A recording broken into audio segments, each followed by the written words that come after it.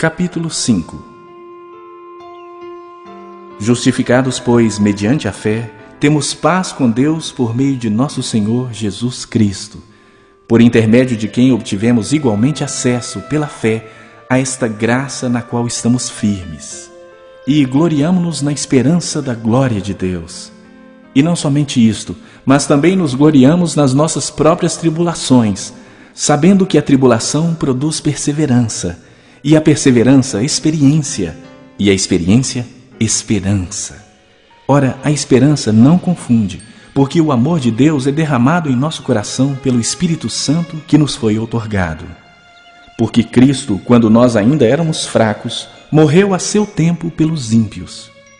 Dificilmente alguém morreria por um justo, pois poderá ser que pelo bom alguém se anime a morrer.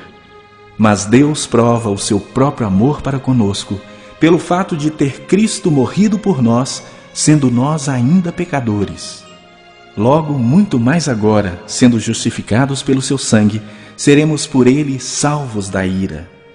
Porque se nós, quando inimigos, fomos reconciliados com Deus mediante a morte do seu Filho, muito mais, estando já reconciliados, seremos salvos pela sua vida.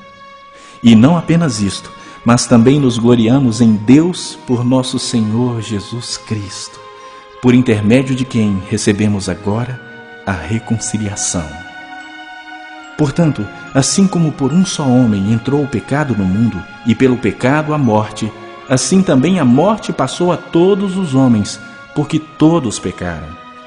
Porque até o regime da lei havia pecado no mundo, mas o pecado não é levado em conta quando não há lei.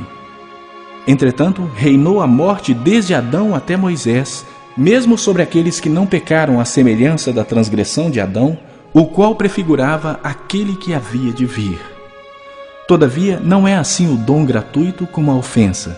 Porque se pela ofensa de um só morreram muitos, muito mais a graça de Deus e o dom pela graça de um só homem, Jesus Cristo, foram abundantes sobre muitos.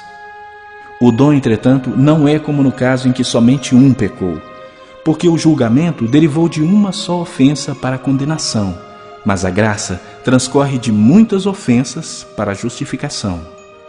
Se pela ofensa de um e por meio de um só reinou a morte, muito mais os que recebem a abundância da graça e o dom da justiça reinarão em vida por meio de um só, a saber, Jesus Cristo.